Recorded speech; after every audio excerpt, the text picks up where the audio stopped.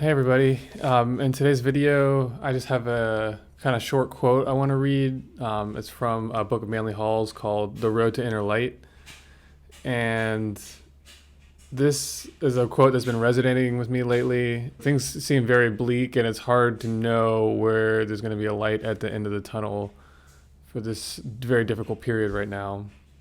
So there's an old saying in Taoism that at the apex of yin, yang is born, and at the apex of yang comes yin. There's also a teaching in esoteric philosophy that when the darkness comes the most, the Christ is born. The philosophical interpretation of the Christ. And inevitably, there is a plan, a divine plan, there is a destiny, there is a cycles based approach to the motion of time, and things are not going to keep progressing in the linear fashion that they're in. And Manly Hall is going to tell us why, because he starts off by saying all harmfulness must end. So all things that are not in alignment with the law, with the plan, will inevitably destroy themselves. And he says that all harmfulness will end for the simple reason that the law of nature says that all harmfulness must harm itself. And that which is harmful hurts itself. And that which hurts itself increasingly can destroy itself. Harmfulness will not destroy good, it will only destroy harmfulness. But in the process, it causes a great deal of pain to those who are not sufficiently enlightened to understand it. And that's the world today. It seems to be a death rebirth ritual being played out. And the death is the sort of maximization of these forces that have built up over 150 years, these industrial, economic, financial forces, predicated on the scarcity of resources. These are corporations that are organized in a cartel model, and these are the power players behind the agribusiness, behind the medical system, big pharma.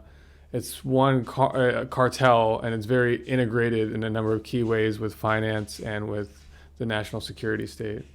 And it seems to me that this is the last hurrah, the big build up when it seems like they're going to take over, when yang is at its most, and then yin is born. That's my feeling. And that's what he's saying here, is that the law of nature says that all harmfulness must harm and destroy itself. And so what Vandana Shiva calls the poison cartel must inevitably destroy itself, because its growth comes at the expense of all other life on earth in terms of the toxicity, the poisoning, and the chronic disease and illness and death that go along with those industries and the growth patterns of those cartels. He says that he's saying, find the inner life, and when you do, you suddenly discover that you're no longer at war with the outer world. He says the inner life gives us insight, and this insight reveals to us that the world has to be as it is until it deserves to be something better.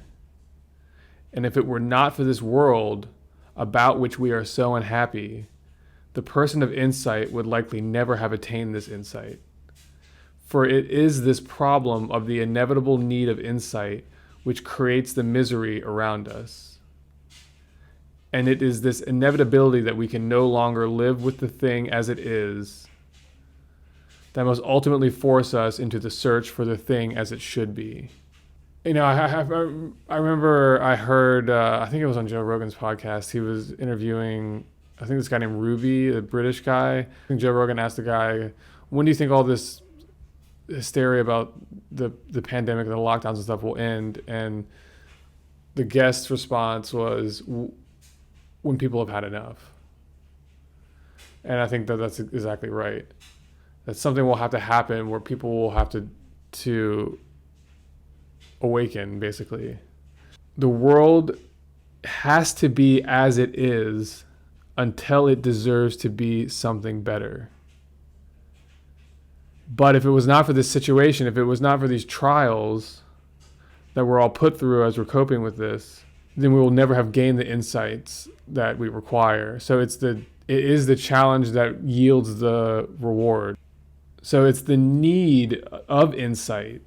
It's the psyche's need to have insight that necessitates the misery around us. And ultimately, when we can't live with this thing anymore, that's when the insight comes and we have that growth and we understand that we have to create something new. So that's the death rebirth ritual. He says, the world is in truth and in substance the vestibule of the temple of wisdom. It is actually the anteroom of the temple of Solomon the king. And it is here that the individual makes his decisions, arrives at his convictions, strengthens his resolutions, and finally develops the courage to open the door that leads into the inner sanctuary. This is a door that can only be opened lawfully. So we cannot open the door by any false means. The opening must result from enlightenment, which is the ultimate insight. He says, the inner part of the sanctuary, which represents man's inner life, this inner sanctuary, is identical in substance with the inner life of Eden, from which man originally fell. Each individual searching for his inner realities therefore must follow the disciplines, i.e. must retrace their steps. They must follow the disciplines of the path of wisdom. And if they follow these disciplines, then they'll understand. If they lead the life, they will know the doctrine.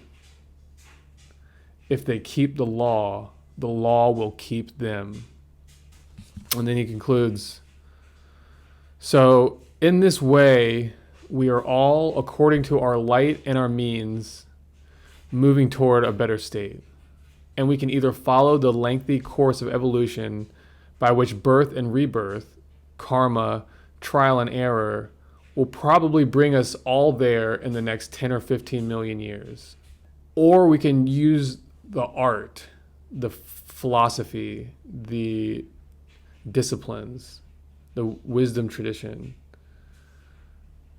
We could either wait for nature to take us there, or we can use the sacred sciences and use this art to perfect nature, our own nature and the nature of the world.